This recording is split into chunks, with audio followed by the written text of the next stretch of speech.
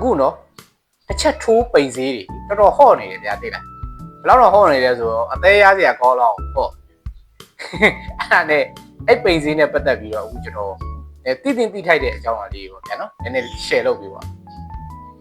ပေမဲ့အဲ့စေးဖြစ်နေတဲ့လူကနော်အခုကျွန်တော်ပြောတာစက်မနားထောင်နေဘူးကိုအဲ့စေးကိုအရင်ကြီးအယုံကြည်ဖြစ်နေတယ်ဆိုရင်နားမထောင်ပါနဲ့ကြော်သွားလိုက်နော်အဲ့တော့အဲ့ဒီစေးရဗျာအရင်ဆုံးဘာလဲဆိုစမဂလူတိုက်ဆိုစေးပေါ့အဲ့စမဂလူတိုက်က तू ကဘာလောက်တာလဲဆိုတော့ကျွန်တော်တို့ကအစာစားလိုက်တယ်အစာစားလိုက်တဲ့ခါကျရင်အစာရင်ထဲမှာအစာရထိုက်တဲ့လောက်ပြည့်သွားပြီဆိုရင်ဟော်မုန်းတစ်မျိုးထွက်လာတယ်အဲ့ဒီဟော်မုန်းကအုံနောက်ကိုအချက်ပြလိုက်တယ်အချက်ပြလိုက်တော့အုံနောက်ကဘိုက်ဝပြီဆိုပြီးတော့လောက်တယ်အခုကဒီစမဂလူတိုက်ဆိုတဲ့စေးကိုထိုးလိုက်ပြီဆိုရင်အဲ့ဒီဟော်မုန်းခုနပေါ့နော်ဘိုက်ပြည့်ရင်ထွက်တဲ့ဟော်မုန်း तू ကဟော်မုန်းအတူကိုထုတ်ပြီးလိုက်ထုတ်ပြီးလိုက်တဲ့ခါကျတော့ဘာအစာမှမစားဘဲနေတယ်ဘိုက်ပြည့်အခါကျတော့အစီရကြပြီပေါ့ဗျာဘာမှမစားတာနော်အဲ့တိချက်ပေါ့နေ့ချက်ကကျတော့ तू ကအုံနောက်ကိုဘိုက်ပြည့်စေတယ်ဆိုရဲလက္ခဏာတွေပေးတာမဟုတ်ဘူး तू ကဒီအစာအိမ်နဲ့ဥလန်းချောင်းပေါ့နော်ဒီဥလန်းချောင်းမှာကျွန်တော်တို့အစာတွေကဘယ်လိုပြောရမလဲအစာကြည်တာနှေးအောင်လုပ်တာပေါ့ဗျာနားလွယ်အောင်ပြောရရင်နော်အဲ့ကကျတော့ဘိုက်ကတော်တော်နဲ့မစားတော့အစာမစားဘူးဗျာအုံနောက်ကလည်းအစာမစားချင်အောင်ဟော်မုန်းနဲ့လုပ်တယ်အုံနောက်ကိုလည်းပြီးရင်ဘိုက်ကလည်းအစာတွေတော်တော်နဲ့မကြည်အောင်ပေါ့ဗျာလုပ်တဲ့ခါကျတော့ဘိုက်ကြီးကတင်းနေတော့တနေ့ကုန်ဘာမှမစားဘူးတနေ့ကုန်ဘာမှမစားတော့ကယ်လိုရီ deficit ဖြစ်ပြီးတော့အစီကျတယ်သူဒီဆေးကိုစထုတ်တော့အစီကျဆေးနေနဲ့စထုတ်တာမဟုတ်ဘူးစီးကြိုသမားတွေအတွက်ဆိုထုတ်တာနောက်ပိုင်းကျမှအစီကျတယ်ဆိုပြီးတော့လူတွေကအဲ့ဒီဟာဘက်ကိုပါဒီအစီကျတဲ့ဘက်ကိုပါပြောင်းလာတာပေါ့ဗျာဒီဆေးထုတ်တဲ့လူတွေအဲ့တော့ဒီဆေးနဲ့ပတ်သက်ပြီးတော့ side effect လေးတွေကျွန်တော်ပြောပြပါမယ်နော် side effect တေးသေးလေးတွေကစပြော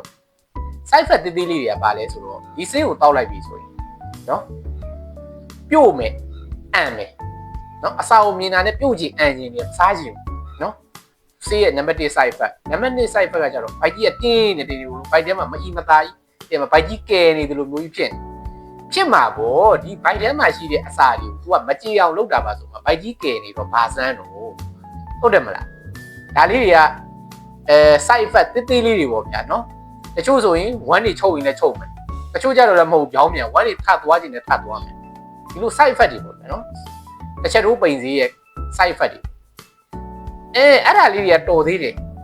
အသက်နဲ့အဝေးကျွန်တော်ဒီ American FDA ကနေပြီးတော့သတိပေးထားတဲ့ side effect နှစ်မျိုးပေါ့နော်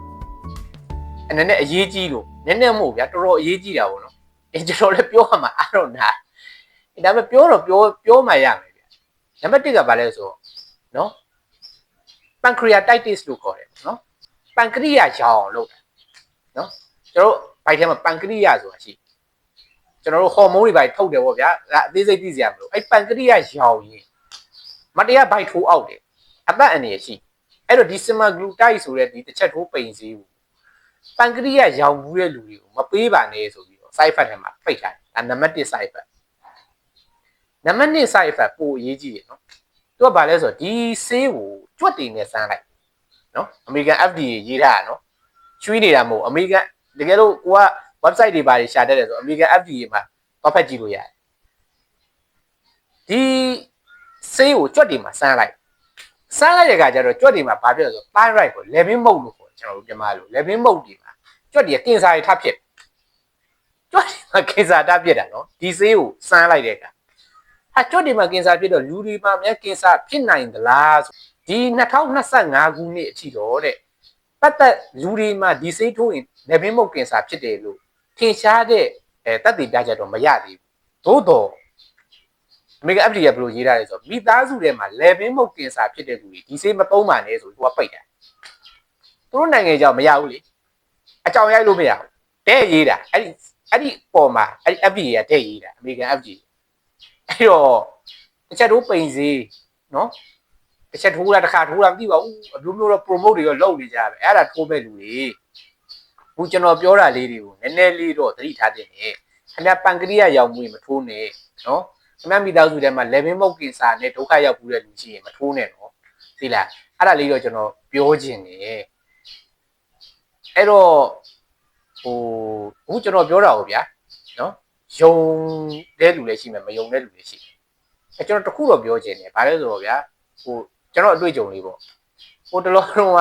ကျွန်တော်လူနာတယောက်ပေါ့နော်အဆုပ်ကိုနားထောင်ကြည့်လိုက်တော့အဆုပ်မှာကျွန်တော်မကြိုက်တဲ့အတန်တန်ကြားနေတော့ရင်မက်တက်မှသွားရိုက်ခံလိုက်တယ်အဆုပ်ကင်ဆာဖြစ်အဆုပ်ကင်ဆာဖြစ်တော့ထုံးစံတိုင်းပေါ့ဗျာကျွန်တော်ကဒီကင်ဆာဌာနကိုလွှဲရတယ်ပေါ့လွှဲတဲ့ခါကျသူကင်ဆာဌာနမသွားဘူးအဲ့ဒီခက်ကအဲ့ဒီအချိန်တော့နာမည်ကြီးနေဘေးလူကြီးရှိတယ်အဲ့ဘေးနာမည်လည်းကျွန်တော်မပြောရဘူးအဲ့ဒီဘေးစီသွားတော့နောက်ထုံးစံတိုင်းပေါ့ဗျာယောဂကြီးကြီးလာပြီးနောက်ဆုံးပြေသွားတယ်ပေါ့အဲ့ကကြတော့ဟိုကျွန်တော်အမျိုးသမီးကပြောသူကဘယ်လိုပြောလဲဆိုတော့ဟိုဘောနော်ဒီလောက်ထိပေါ့နော်ယောဂအစောပိုင်းမှာမိလို့ဒီလောက်ပြောနေတာတော့မှနားမထောင်ဘူးလေဘယ်လိုပြောရမလဲလူတွေကပေါ့နော်တိတ်ပြီးတော့မလေ့လာကြဘူးဗောလေသူပြောချင်တာကတော့အဲ့ဒါကျွန်တော်ကသူ့ကိုပြောတယ်အေးလို့မဟုတ်လူဆိုတာကတော့ तू ယုံချင်တာယုံပါပဲနော်ပြီးလူဆွဲတတော်က तू ယုံတာကိုလည်းအမှန်လို့ထင်တာဒါသဘာဝအဲ့တော့ तू ယုံတဲ့ဟာအတွက်ကွာလို့ तू အသက်နဲ့ तू ပေးဆက်သွားကြီးငါတို့ကအဲ့ဒါသေသွားတဲ့လူကြီးဟာဒီလူကြီးကငပိန်းဆိုဘာမှပြောနေစရာမလိုဘူးကွာလို့အဲ့တော့ဆိုလိုချင်တဲ့အဓိပ္ပာယ်ကမိတ်ဆွေအနေနဲ့ကျွန်တော်အခုပြောတာကိုယုံကျင်လဲယုံလို့ရတယ်မယုံကျင်လဲမယုံလို့ရတယ်မိတ်ဆွေနဲ့ဒါလွတ်လွတ်လပ်လပ်ဆုံးဖြတ်လို့ရတယ်ဒီအကြောင်းလေးကိုကျွန်တော်လေးစားစွာတင်ပြရင်းနဲ့နှုတ်ဆက်ပါတယ်ကျေးဇူးတင်ပါတယ်